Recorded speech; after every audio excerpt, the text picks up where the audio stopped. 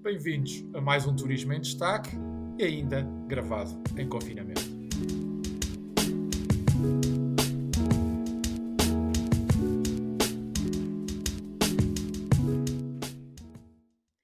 Esta é uma decisão que, por assim dizer, estava escrita nas estrelas e que revela, no fundo, a falta de estratégia que o setor da aviação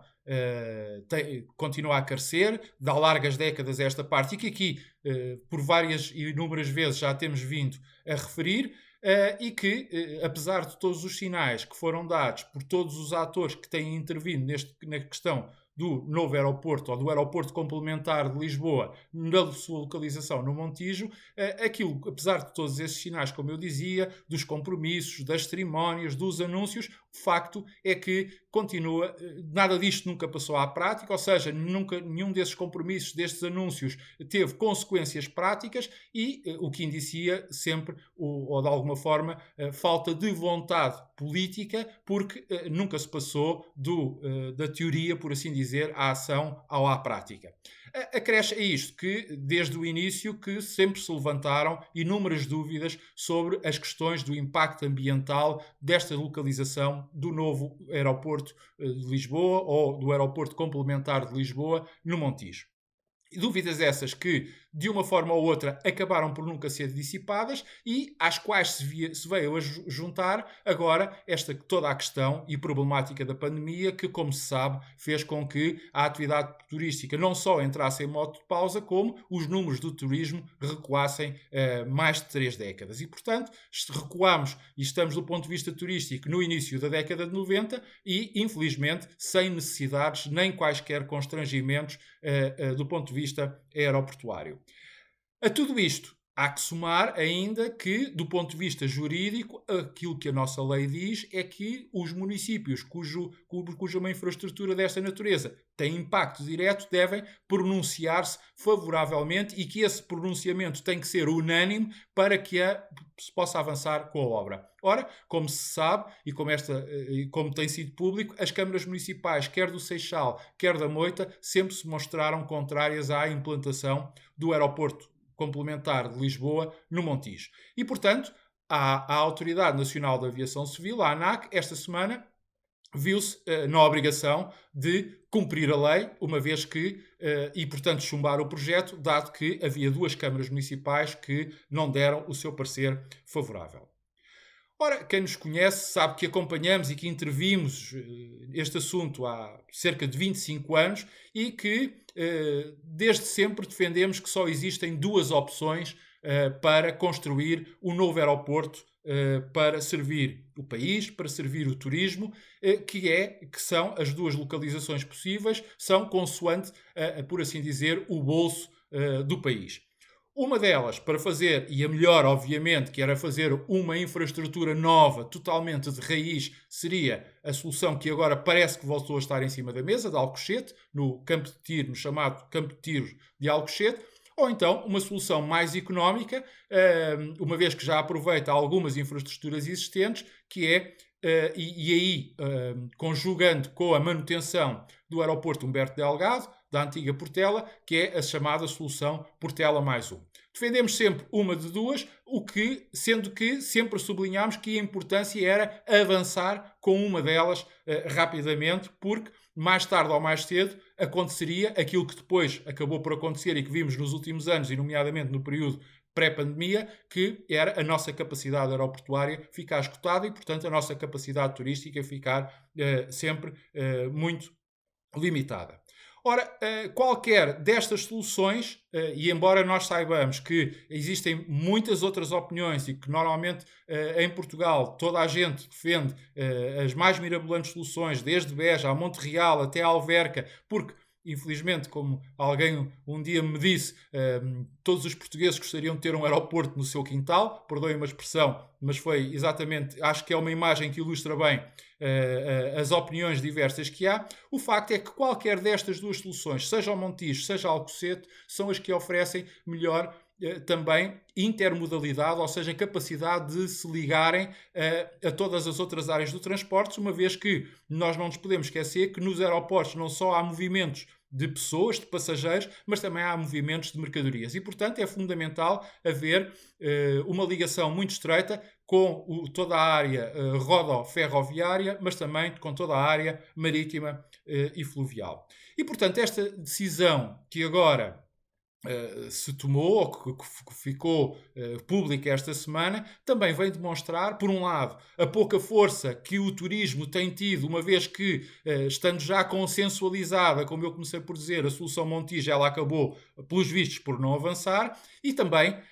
há que dizê-lo, a pouca consideração, quer política, quer económica, quer social, para com o turismo por parte do Estado.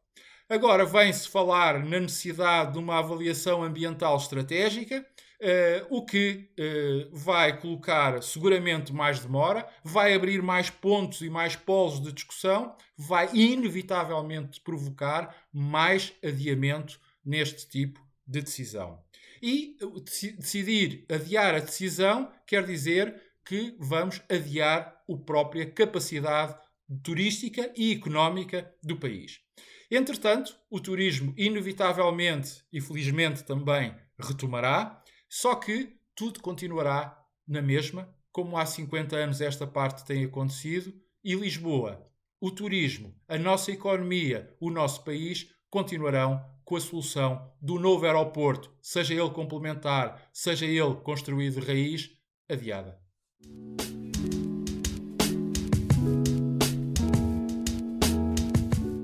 Sem dúvida alguma que esta trata-se de uma excelente notícia, não só para o país, mas também para a nossa imagem externa, que tão carenciada está de boas notícias e de projetar uma boa opinião, uma opinião favorável do nosso país, mas também, obviamente, para a atividade turística, atenta à cobertura que eventos desta natureza têm, uma vez que estamos a falar de acontecimentos que têm uma cobertura à escala planetária por múltiplos meios de comunicação social e, portanto, que por si só justificam, ou mais do que justificam, a existência deste grande prémio e a concorrência acérrima que existe para captar eventos internacionais desta natureza, não só a Fórmula 1, mas de outros de projeção idêntica. E, portanto, esta primeira palavra deve ser acompanhada por uma saudação muito especial de felicitação a todos quantos estiveram envolvidos neste processo e conseguiram trazer, mais uma vez e pelo segundo ano consecutivo, este evento para o nosso país. E não podemos também esquecer que o evento será a terceira prova do Campeonato do Mundo de Fórmula 1 deste ano e que irá realizar-se logo no primeiro fim de semana de maio, apanhando ainda os últimos dias do mês de abril, o que é muito importante porque vai apanhar-nos na altura do início, por assim dizer, do desconfinamento e daquilo que nós já aqui em anteriores turismos em destaque, tínhamos antecipado como a retoma da atividade turística dentro dos planos de vacinação contando que todos eles, que tudo isto vai correr bem. E, portanto, é com alguma expectativa que nós aguardamos que este acontecimento se possa desenrolar, mais a mais porque ele vai ter lugar numa das regiões mais fustigadas por esta pausa, por esta intempérie, por assim dizer, que tem vindo a assolar a atividade turística e que tanto depende, uma região que depende tanto do ponto de vista económico e social do turismo como é o Algarve e, portanto, é muito bom que possamos ter este evento no Algarve. Obviamente que também um evento desta natureza, independentemente de público ou não público, e já lá iremos de seguida, não há dúvida nenhuma que o circo, o chamado circo da Fórmula 1, não se reduz apenas aos dias de treinos e da prova, mas implica também deslocação de muitas pessoas, de muita gente que vem bastantes dias antes e que vai ficar também bastantes dias após a realização do evento. E, portanto, de alguma forma, é uma pequena gota d'água que pode dar algum contributo para ajudar algumas empresas turísticas. Obviamente que sabemos que se trata apenas de uma gota d'água, mas mesmo assim, neste momento, nestes tempos de seca, nestes tempos de escassez, tudo isso, todas as gotas são importantes. Vale ainda a pena aguardarmos pelo que o Governo vai dizer no próximo dia 11, na próxima semana, relativamente ao plano de desconfinamento, para que possamos ter uma percepção mais exata daquilo que irá ser não só todo o processo de desconfinamento, mas, em paralelo, como é que se prevê que a pandemia evolua no nosso país e, com isso, podermos perceber se não só este evento, mas também este evento, como outros eventos de natureza idêntica, poderão, de uma vez, finalmente, voltar a ter público a presenciá-los. E se conseguirmos, de facto, voltar a ter público com segurança, é muito importante, e para que se não repitam as imagens não só da Fórmula 1 do ano passado, como de muitos outros eventos que tivemos a oportunidade de ver, de facto, este pode ser o início, por assim dizer, do entreabrir de uma janela de grande esperança para o turismo, de retoma da atividade, e nunca nos podemos esquecer que, se for esse o caso, se nos for dada essa possibilidade, que todos, mas mesmo todos, sejam os que irão ao evento, sejam os que no seu dia-a-dia continuarão a viver as suas vidas e não participarão nem neste nem noutros eventos, mas teremos sempre todos a responsabilidade de tudo fazermos para que a infecção não se espalhe e para que de uma vez por todas consigamos conter o número até os processos de vacinação ou o processo de vacinação estar totalmente concluído. Já sabe, voltamos a marcar encontro para a próxima semana e até lá, saúde, cuide de si.